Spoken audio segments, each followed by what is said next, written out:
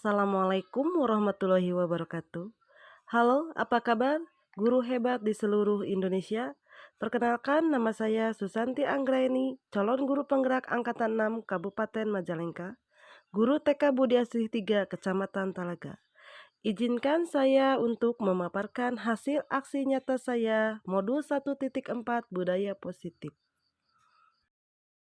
Perkenalkan mereka berdua, Ibu Fasilitator dan Ibu Pengajar Praktik saya, Ibu Nurjana MPD dan Ibu Santi Hartini ST.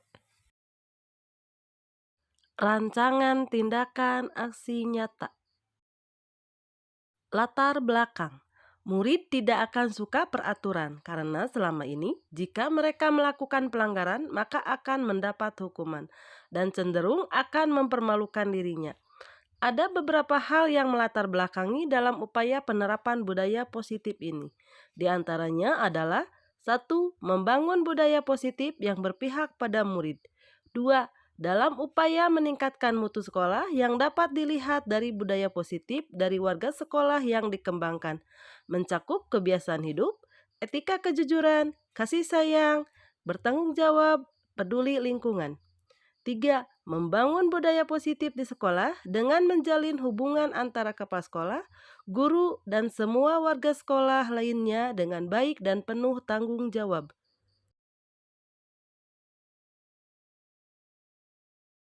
Tujuan aksi nyata diantaranya menciptakan murid yang merdeka dan disiplin diri yang kuat.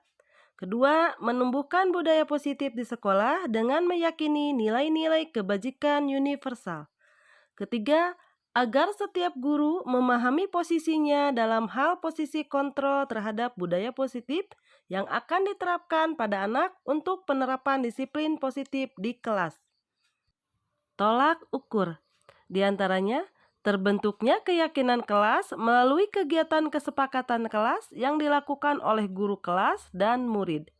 Lalu, siswa mampu menerapkan dan menjalankan keyakinan kelas yang telah dibuat. Lini masa tindakan yang akan dilakukan. Tahap perencanaan. 1. Menghadap kepala sekolah untuk menjelaskan pentingnya penanaman budaya positif dan keyakinan kelas di sekolah, serta meminta izin untuk pengimbasan bersama rekan guru. Kedua, mengumpulkan rekan guru untuk melakukan pengimbasan pemahaman materi budaya positif, diantaranya keyakinan kelas dan segitiga restitusi. Yang ketiga, berkoordinasi dan berkolaborasi dengan guru kelas untuk membuat keyakinan kelas di kelas masing-masing dengan melibatkan murid. Tahap pelaksanaan. Melakukan penyusunan rancangan aksi nyata secara tersusun lengkap mulai dari latar belakang, tujuan, dan pencapaian. 2. Melakukan sosialisasi terhadap guru mengenai apa saja yang akan dilaksanakan, teknis pelaksanaan, dan jadwal serta sosialisasi terhadap murid. Tahap refleksi, memantau, merefleksi, dan mengevaluasi keyakinan kelas yang telah dibuat. Dukungan yang dibutuhkan. Dukungan dari kepala sekolah, rekan guru, serta murid agar tindakan yang telah disusun dapat dilakukan secara lancar dan menyeluruh. 1. Sarana dan prasarana untuk menumbuhkan budaya positif di sekolah. 2. Orang tua dalam melakukan budaya positif di rumah. Dan inilah pengimbasan atau diseminasi modul 1.4 budaya positif. Bismillahirrahmanirrahim. Assalamualaikum warahmatullahi wabarakatuh. Waalaikumsalam warahmatullahi wabarakatuh. Selamat siang Ibu-Ibu. Ya. Alhamdulillah. Terima kasih Ibu-Ibu atas kehadirannya pada kali ini, yang mana pada hari ini kita berkumpul dalam kegiatan sharing pengalaman dan penerapan calon guru penggerak Angkatan 6 kepada sesama atau rekan guru seperti itu. Adapun materi akan disampaikan oleh Ibu Susanti Anggraeni kepada Ibu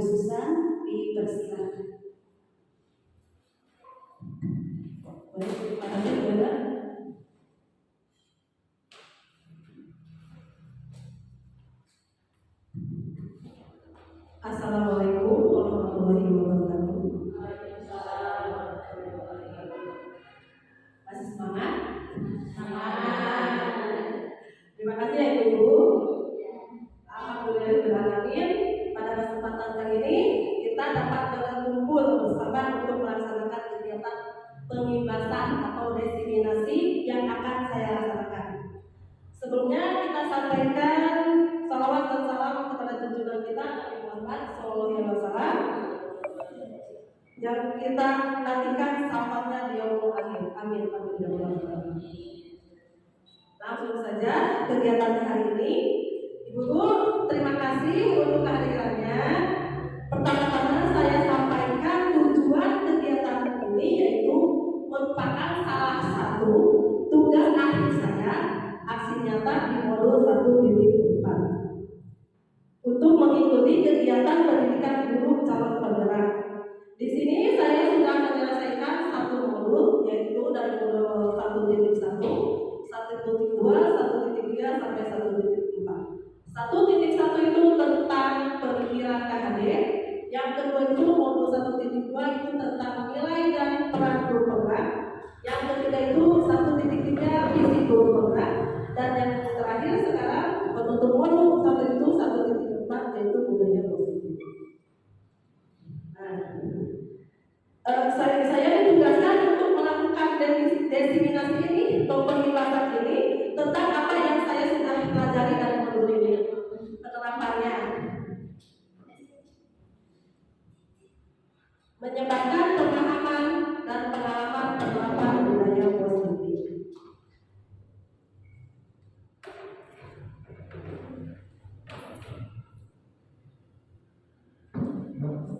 Saya ucapkan selamat datang para kepala sekolah dan guru hebat. Mari belajar bersama, berkolaborasi, saling mendukung demi mewujudkan budaya positif di sekolah kita tercinta. Sebelumnya saya minta maaf ya Ibu, saya di sini bukan bermaksud untuk menggurui atau merasa ilmu saya itu lebih tinggi, tapi di sini saya mengajak ibu-ibu semua untuk berdiskusi dan belajar bersama. Selanjutnya kita akan mengulas satu-satu Ibu tentang paradigma baru. Konsep utama modul budaya positif yaitu ada di dalam budaya positif itu ada perubahan paradigma belajar. Yang kedua itu ada disiplin positif. Yang ketiga motivasi perilaku manusia. Yang keempat nilai-nilai kebajikan universal. Yang kelima ada kebutuhan dasar manusia. Keenam keyakinan kelas. Ketujuh posisi kontrol restitusi, dan yang kedelapan segitiga restitusi. Perubahan paradigma atau teori kontrol. Menurut Dr. William Glasser, dalam kontrol teori terdapat beberapa miskonsepsi tentang kontrol, yaitu yang pertama,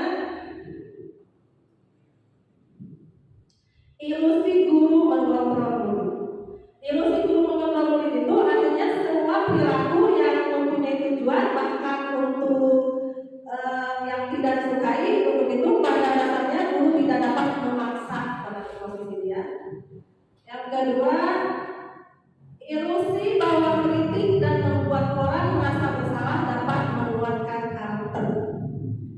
Itu maksudnya menggunakan kritik dan rasa bersalah untuk mengontrol siswa, membuat siswa menuju identitas yang gagal, karena secara tidak langsung mengajarkan mereka belajar untuk merasa buruk yang tentang dirinya sendiri. Yang ketiga, ilusi bahwa adalah perbuatan profil efektif dan bermanfaat. Artinya perbuatan positif merupakan bentuk kontrol untuk mempengaruhi siswa agar mengulangi suatu perilaku tertentu. Yang terakhir, ilusi bahwa orang dewasa memiliki hak untuk memaksa. Artinya itu perilaku yang memaksa tidak akan efektif untuk jangka waktu yang panjang dan bahkan dapat membuat suatu permusuhan. Pembelajaran dengan paradigma baru itu dirancang berdasarkan pembelajaran yang setiap siswa itu belajar sesuai dengan kebutuhannya.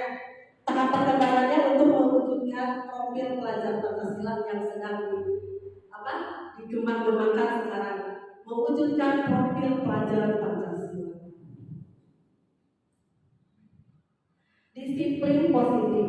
Apakah makna disiplin? Ada yang tahu? Ibu-ibu pasti sudah sering mendengar kata disiplin. Disiplin itu apa? Ada yang tahu? Iya,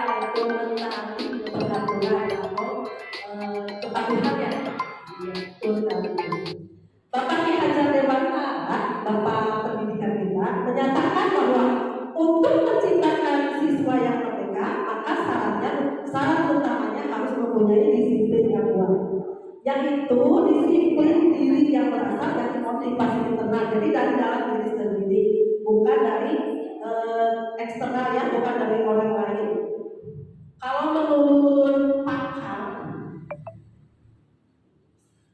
kata disiplin itu berasal dari bahasa Latin yang artinya belajar. Itu menurut dia saja. Makna asal dari kata disiplin itu berkonotasi dengan disiplin dan teori Sokrates dan Plato.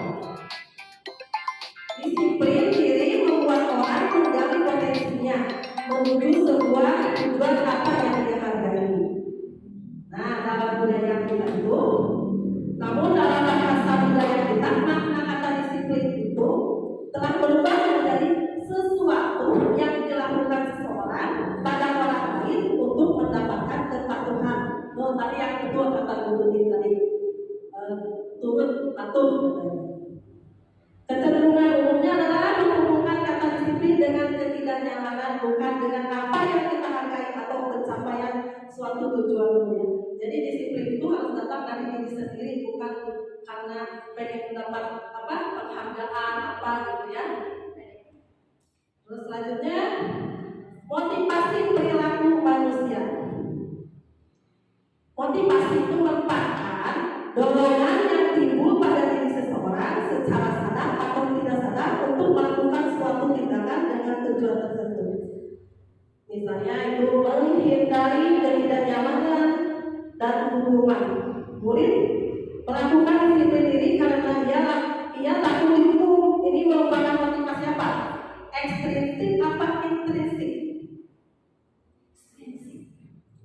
Ya, jadi ekstrinsik ya, dari luar.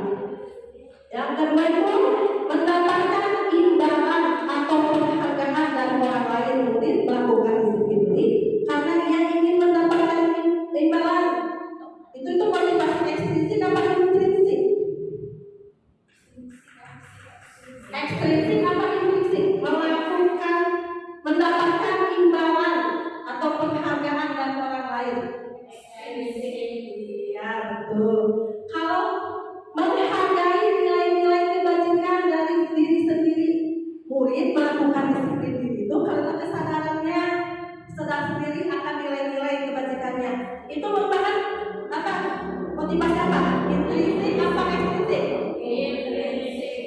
Ya, berarti lebih banyak motivasi ekstrinsik apa intrinsik? Dari luar apa dari dalam? Dari dalam, intrinsik ya. Ya, kalau dari luar itu ekstrinsik. Konsep disiplin dengan identitas gagal. Coba dibagi itu. Menyakitkan, tidak nyaman, murid takut, memaksa, murid menyembunyikan kesalahan, murid menjadi rendah diri, itu termasuk hukuman, apa konsekuensi, apa. Terus yang kedua adalah tidak efektif, merusak hubungan, merampas hak menghargai orang lain, mematikan kreativitas. Itu maksudnya apa? Nah, itu yang termasuk hukuman. Hukuman itu menyakitkan ya guru, tidak nyaman, murid takut, memaksa. Terus yang kedua penghargaan. Penghargaan itu sebenarnya jangan, itu soalnya tidak efektif kalau cuma beri reward itu ya. Terus yang termasuk konsekuensi itu ada penguatan jangka pendek, perlu monitoring berkelanjutan, stimulus respon, murid menghargai peraturan, kehilangan waktu untuk memenuhi kesalahan. Itu adalah konsekuensinya. Di sini ada tabelnya ya.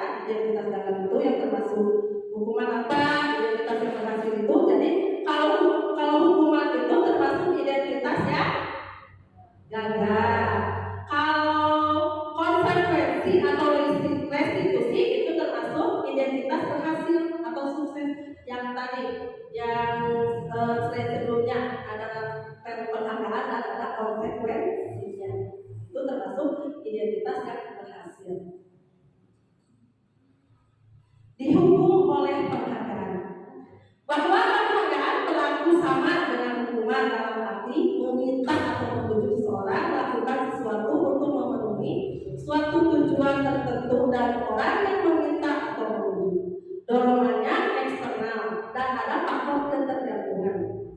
Ini menurut Eichhorn ya, tahun 1993, beberapa dampak dari pemberian penghargaan itu.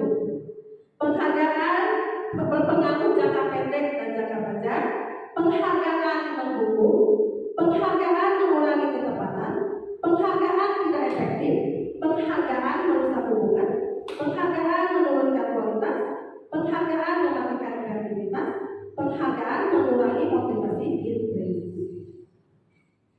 Nilai-nilai kebajikan universal. Apa itu yang nilai-nilai kebajikan universal itu apa artinya?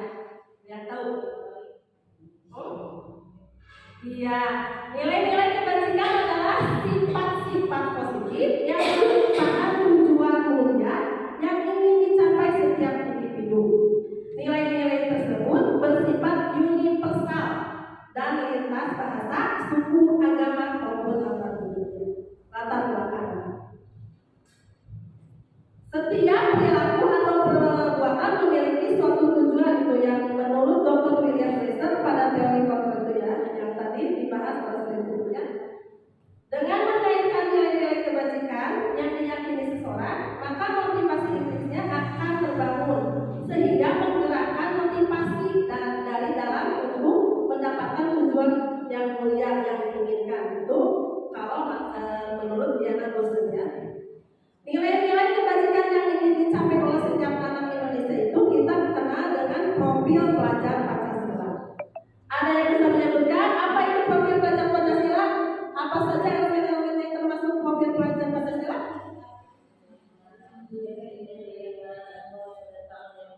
Iya, mandiri, bernama kritis, berkebinakaan global, bergotong royong, dan kreatif. Itu 6 elemen yang terkandung di dalam profil pelajar Pancasila.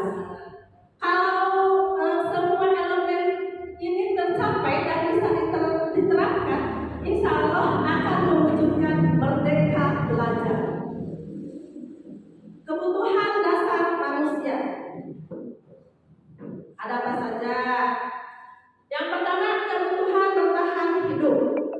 Kebutuhan bertahan hidup itu maksudnya kebutuhan fisiologis ya, yang berkaitan dengan fisik. Misalnya kita membutuhkan minum, makanan, tempat tinggal, sandang, pangan, dan papan. Yang kedua itu kebutuhan cinta, kasih sayang, dan rasa diterima. Kebutuhan rasa sayang itu kita sering menemui ya yang anak yang kalau di rumahnya itu yang belum tentu ya, yang itu kan sering caper. Anak itu sering ke kita itu sering manja, sering apa. Nah itu seperti itu yang memerlukan kasih sayang itu yang kebutuhan yang harus dipenuhinya gitu. Harus sama kita dipenuhi kebutuhan kasih sayangnya. Karena dari latar belakang dari rumahnya begitu, ya kita juga harus memahami kondisinya.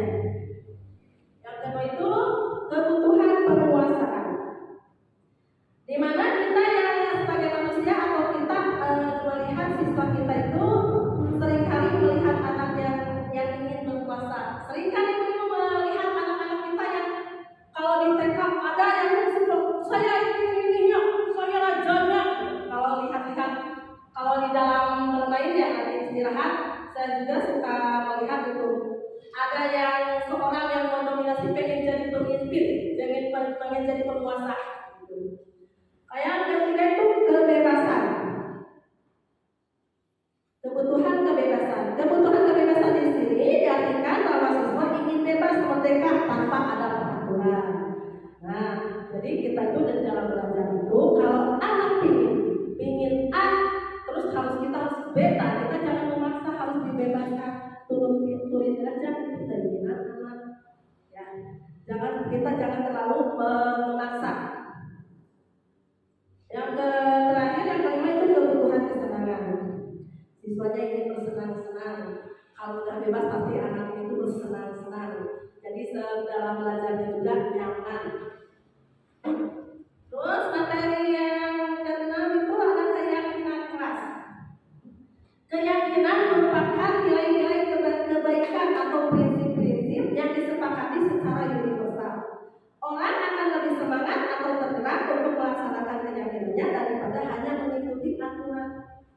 Mengapa keyakinan kelas? Mengapa tidak peraturan kelas? Ada yang bisa jawab?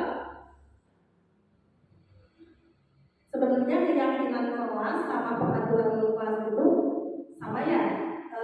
Tujuannya itu untuk apa? Untuk menerapkan disiplin positif. Nah, kalau mengapa kita memiliki peraturan tentang memakai helm pada saat mengendarai kendaraan, pada saat kita memakai motor atau sepeda, ya apa Bu? Ya, yang tidak ditilang. Ya, ya untuk menjaga keselamatan. Terus, mengapa kita memiliki peraturan tentang penggunaan masker dan mencuci tangan setiap saat? Ya apa? Iya, betul, dia menjaga kesehatan. Bagaimana pembentukan keyakinan kelas? Nah, keyakinan kelas itu harus dibentuknya itu satu, lebih abstrak. Yang kedua, berupa pernyataan universal. Yang ketiga, dibuat dalam bentuk positif. Yang keempat, sedikit saja agar mudah diingat. Jadi jangan terlalu panjang-panjang kalau membuat keyakinan kelas. Yang kelima, sesuai dengan kondisi kelasnya dan sekolah agar mudah diterapkan. Yang keenam, semua warga sekolah atau warga kelas harus dilibatkan. Warga sekolah itu termasuk kita sebagai gurunya, kepala sekolah, muridnya, bahkan orang tua muridnya itu termasuk warga sekolah. Nih, saya sudah mencoba membuat keyakinan kelas. Yang pertama dulu berdiskusi tentang peraturan. Saya bersama murid-murid saya itu berdiskusi tentang peraturan apa yang mau dibuat, setelah membuat peraturan baru dirumuskan dalam bentuk keyakinan menjadi keyakinan kelas. Anak-anak mendengarkan keyakinan kelasnya. Misal yang pertama disiplin waktu. Yang kedua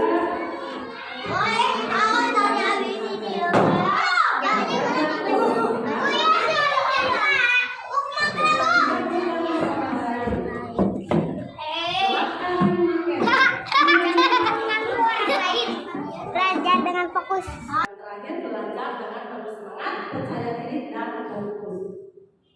Nah, keyakinan kelas yang telah saya buat bersama murid-murid saya itu, yang pertama itu disiplin waktu, yang kedua saling menghargai dan menghormati. Terkadang anak-anak itu kan suka apa? Ada yang ribut gitu ya, suka berantak gitu. Tapi kita setelah kita buat keyakinan kelas ini, saya juga sudah menambahkan ya.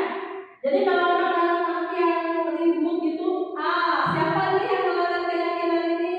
Kan kita udah kuat, kenapa dilanggar? Ya ibu, aku. Yang ketiga, jaga kebersihan ruangan. Jadi setelah menerapkan keyakinan kelas ini, karena kita membuatnya itu dengan anaknya langsung dilibatkan, si anak-anak itu mudah ingat. Jadi kalau ada yang di kelas berantakan, Bu, itu situ melanggar, Bu, tidak membuang sampah sembarangan. Ayo, harus buang sampah kemana? Jadi si anak sendiri yang mengingatkan teman-temannya. Yang keempat, jangan mengganggu orang lain. Nah, tuh situ Bu, tadi mengganggu saya, dia sudah melanggar Bu. Si anak sendiri yang berbicara. Yang keempat, selalu menerapkan 5S, belajar dengan antusias dan fokus. Itulah keyakinan. Kalau ibu-ibu bebas ya, silahkan dibuat dirumahkan dulu, terutama dilibatkan dulu si anaknya. Terakhir, posisi kontrol. Penghukum. Yang ke penghukum, itu penghukum apa itu? Penghukum, patuhi aturan sekolah lalu berdiri di depan kelas. Nah, seperti itu. Jadi bicaranya itu tegas, keras gitu ya. Patuhi aturan sekolah lalu berdiri di depan kelas. Itu termasuk hukuman. Nah, kalau perempuan merasa bersalah, misalnya berapa kali guru harus bilang, memberitahu kamu guru kecewa sama kamu. Kan ada kata guru kecewa sama kamu, sehingga si anak itu merasa bersalah. Oh iya, itu ada kata kecewa. Jadi hindari kata-kata yang membuat anak itu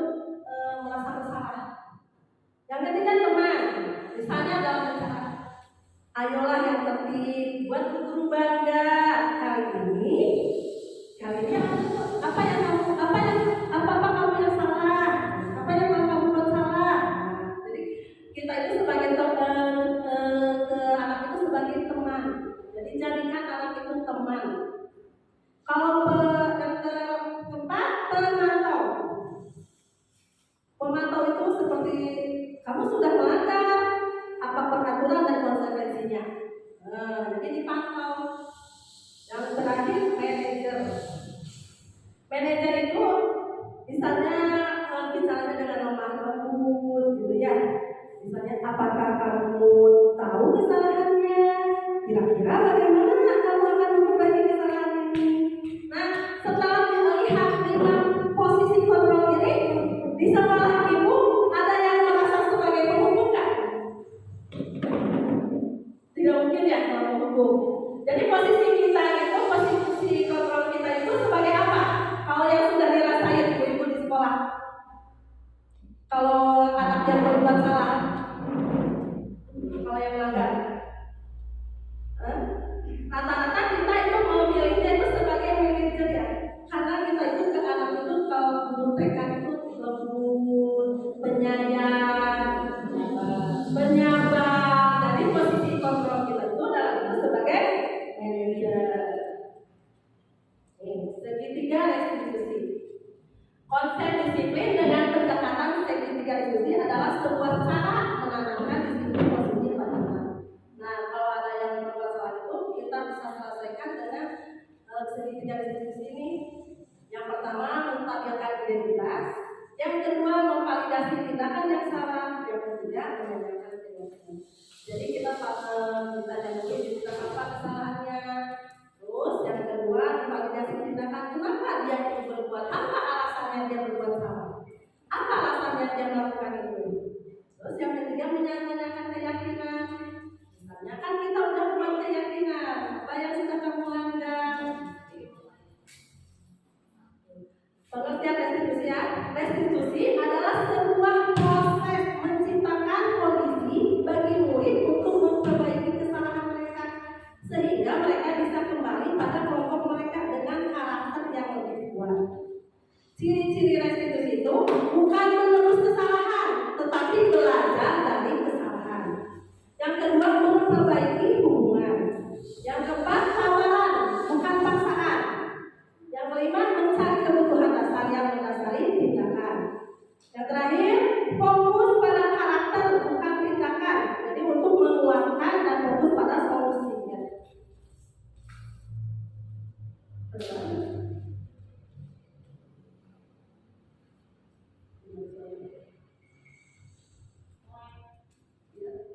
Jadi yang sudah contoh segitiga restitusi yang datang terlambat, Waalaikumsalam. Selamat pagi. Kok Chandra datang ke sekolahnya terlambat? Iya Bu, suaranya dari HP saja. saya bangunnya kesiangan Bu. Oh, tidak apa-apa. Semua orang pasti pernah melakukan kesalahan seperti Chandra. Seperti kemarin ada teman Chandra yang kesiangan. Ya Bu, tapi saya malu. Kamu melakukan kesalahan ini pasti ada alasannya kan? Iya Bu, saya bangun kesiangan karena begadang main HP. Nah, berarti bagus. Hari ini Chandra masih bisa masuk ke sekolah meskipun datangnya terlambat. Iya Bu. Nah, berarti tadi pagi Chandra sudah tepat, yaitu siap-siap berangkat ke sekolah. Sekarang kita lihat Chandra datang ke sekolahnya terlambat karena main HP. Kira-kira tindakan Chandra itu melanggar keyakinan kelas atau tidak? Melanggar. Iya, keyakinan kelas apa yang Chandra langgar? Tidak disiplin Bu. Ya, coba. Nah, Chandra sudah tahu kan kira-kira disiplin waktu itu penting atau tidak? Penting Bu. Nah, kalau tahu itu penting, kira-kira tindakan apa yang akan Chandra lakukan ke depannya supaya datang ke sekolahnya tidak terlambat lagi? Saya kasih lebih awal dan tidak akan begadang kan, tidak akan main HP lagi. Bagus, kalau kamu Chandra bisa mempegangnya, Chandra akan jadi orang seperti apa? Iya, keyakinan keras apa yang Chandra lakukan? Iya, nah Chandra sudah tahu kan kira-kira disiplin waktu itu penting atau tidak? Nah, kalau tahu itu penting, kira-kira tindakan apa yang akan Chandra lakukan ke depannya supaya anak kesempatannya tidak berulang lagi?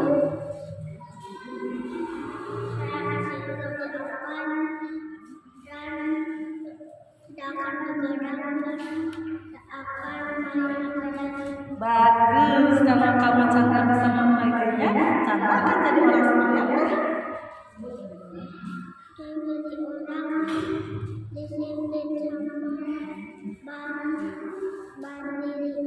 Iya, Ibu akan hargai usaha Chandra dan sekarang Chandra bisa masuk kelas. Sama-sama Chandra, silakan masuk kelas. Sudah lihat ya Bu, bagaimana menstabilisasi identitas dulu. Yang kedua, validasi tindakan yang salah. Yang ketiga, menanyakan keyakinan. Ada lagi kasus yang kedua. Kasus yang kedua itu membuang sampah sembarangan.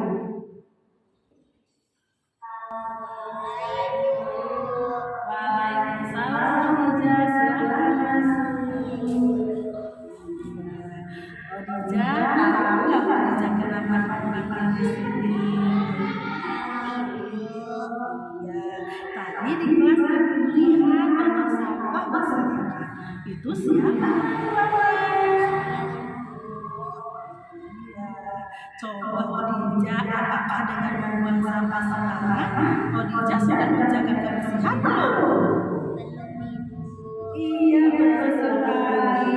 Dengan menjaga kebersihan, itu merupakan salah satu keyakinan keras kita yang harus kita jaga bersama. Jadi perbuatan Khadijah itu baik atau tidak? Khadijah akan mengulanginya lagi tidak? Baiklah Khadijah, jadi dengan menjaga kebersihan lingkungan, Khadijah juga sudah merawat lingkungan ini supaya bersih dan berarti tadi Khadijah membuang sampah sembarangan, tidak membuang sampah pada tempatnya. Tindakan Khadijah itu melanggar keyakinan kelas atau tidak? Ini posisi menanyakan keyakinan. Ya, keyakinan kelas apa yang Khadijah lakukan?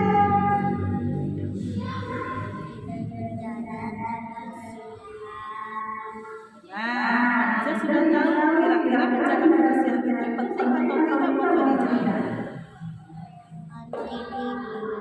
Nah, kalau tahu itu penting, kira-kira tindakan apa yang akan Khadijah lakukan ke depannya?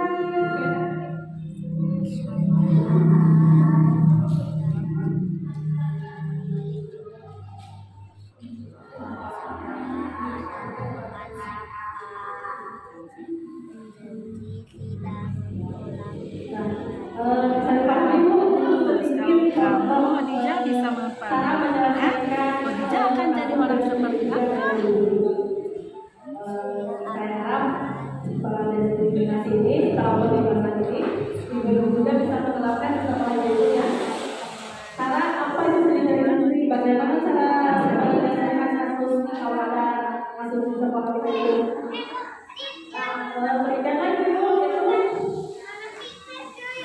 Ini penerapan yang sudah saya terapkan mulai positif ya. Kalau disiplin waktu, anak-anak sudah mulai terbiasa bisa datang ke sekolahnya itu tepat waktu. Terus, ini penerapan waktu. Kalau membuang keyakinan kelas, jadi si anak-anak itu sudah sadar, sudah mengetahui apa yang perlu saya lakukan, apa yang perlu saya tidak lakukan. Baik, terima kasih. Itu saja mungkin materi saya. Dalam penerapan program disiplin positif, hendaknya guru memiliki standar kepribadian profesional dan sosial yang baik, di mana guru mampu berekspresi pada posisi kontrolnya saat itu. Bagaimana perjalanan diri kita sebagai seorang posisi kita itu sebagai apa? Harus bisa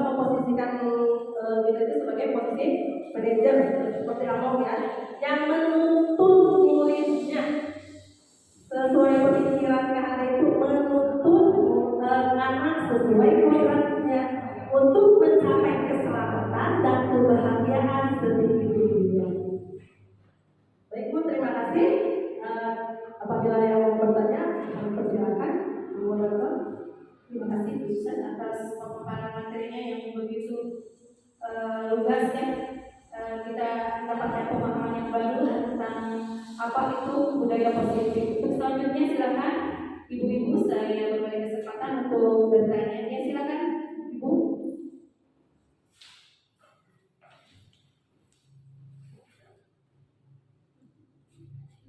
Assalamualaikum warahmatullahi wabarakatuh. Saya mau bertanya, bagaimana cara mengatasi anak yang selalu berdosa kelasnya, sedangkan kita sudah menasihati dengan lembut, dengan kasih sayang, kita memberikan arahan yang baik, tapi dia selalu berpuasa kepada teman-temannya, jadi asahi gitu. Dan kumaha cara kata harus dinasihati, harus bergerak dan sebagainya, tapi aku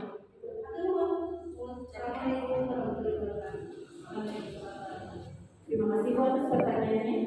Silakan Bu Susan untuk menanggapi. baik. Terima kasih Ibu atas pertanyaannya. Tadi Ibu bertanya bagaimana cara mengatasi anak yang selalu berpuasa, sedangkan kita sudah menasihati dan tentunya sudah memberikan arahan pengertian, tapi si anak itu tetap saja ya. Nah, dan salah satunya itu kita lihat dulu latar belakang anak itu. Kita bisa memvisit ke rumahnya, berkunjung ke rumah orang tuanya itu. Ini ada permasalahan apa di rumahnya? Nah, kadang-kadang si anak itu jadi katanya kebutuhan itu yang perlu kasih sayang, perlu apa jadi itu ya. Tuh di rumahnya itu kadang-kadang tidak diperhatikan. Terus kadang-kadang kebanyakan di kita ini anak-anak itu tinggalnya sama neneknya. Kita lihat dulu latar belakang keluarganya itu seperti apa. Kita berkunjung ke rumahnya, kita ngobrol sharing sama orang tuanya. Ibu, nah kita bercakap sama orang tuanya. Kalau di sekolah kita tidak bisa mengatasinya, berarti jalan satu-satunya kita ke rumahnya. Kita ngobrol sharing sama orang tuanya. Takut ada permasalahan yang lain sehingga anak ngedalkeun di sekolah. Jadi si anak itu berontaknya di sekolah karena ada saya di rumah ini begini. Kalau kita tidak memvisit, tidak berkunjung ke rumahnya, terus kita tidak sharing sama orang tuanya, kan tidak tahu apa di rumahnya yang masalah tidaknya. Jadi untuk mengatasinya itu kita coba berdiskusi, berkolaborasi dengan orang tuanya, kita sharing sama orang tuanya, berkunjung ke rumahnya. Takut di rumahnya ada permasalahan sehingga anak mengimbaskannya di sekolah. Mungkin begitu. Jadi harus home visit, kunjungan ke rumah, melihat latar belakangnya dulu. Terima kasih Bu. Terima kasih Ibu. Selanjutnya silakan kalau masih ada yang belum jelas atau yang ingin ditanyakan, tanggapi, silakan Ibu ditunggu. Ya Bu ya, silakan. Assalamualaikum warahmatullahi wabarakatuh. Waalaikumsalam warahmatullahi wabarakatuh.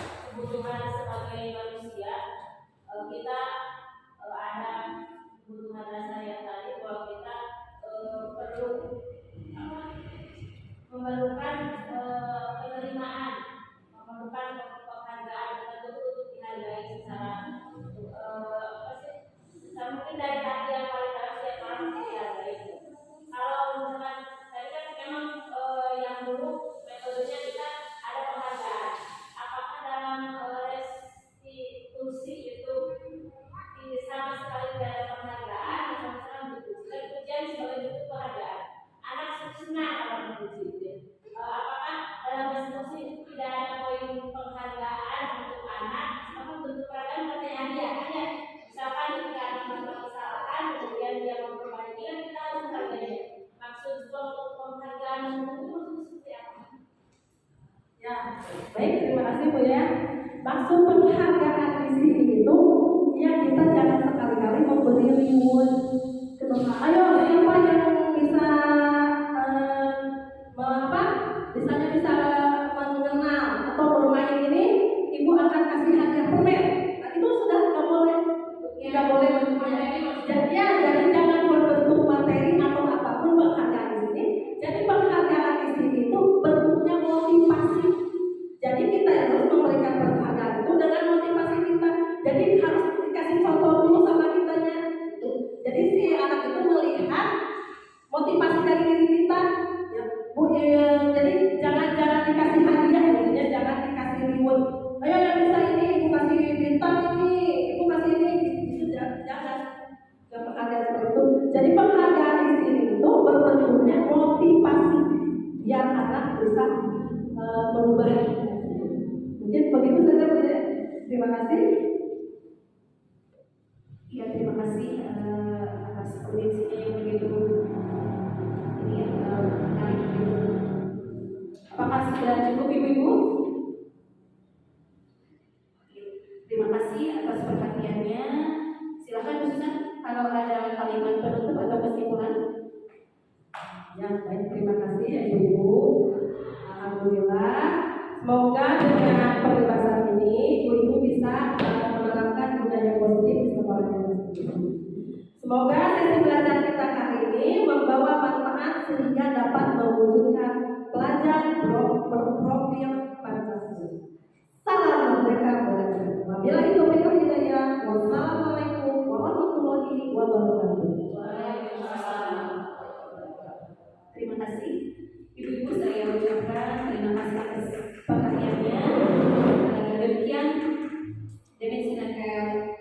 pembahasannya, pemahaman tentang pembelajaran budaya positif yang diberikan oleh calon guru penggerak anak-anak Ibu Susanti Anggraini. Terima kasih Ibu atas pemaparannya.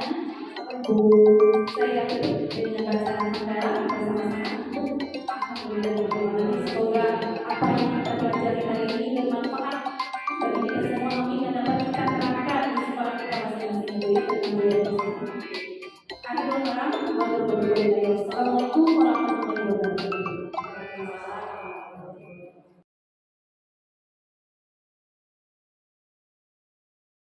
Warahmatullahi wabarakatuh.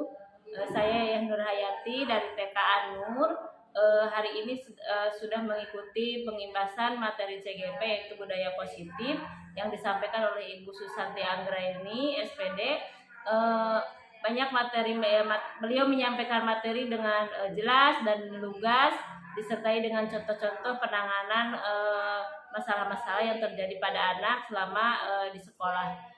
Saya berharap bahwa Ibu Susanti dan CGP yang lainnya akan menyampaikan kembali materi-materi tentang materi-materi terbaru yang beliau pelajari dan mudah-mudahan bisa kami aplikasikan dalam pembelajaran di sekolah nanti. Terima kasih. Wassalamualaikum warahmatullahi wabarakatuh. Assalamualaikum warahmatullahi wabarakatuh. Perkenalkan, saya Ibu Epon dari TK Assalam, Desa Cikesal, Kecamatan Talaga, Kabupaten Majalengka. Alhamdulillahirabbil alamin. Pada saat ini hari Sabtu, saya mengikuti acara pengimbasan dari calon guru penggerak di Kecamatan Talaga, Kabupaten Majalengka, yang acaranya dibawakan oleh Ibu Susan dari TK Jati Pamor.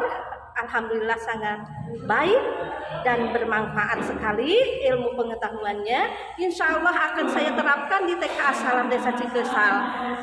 Semangat Ibu Susan, merdeka, sukses.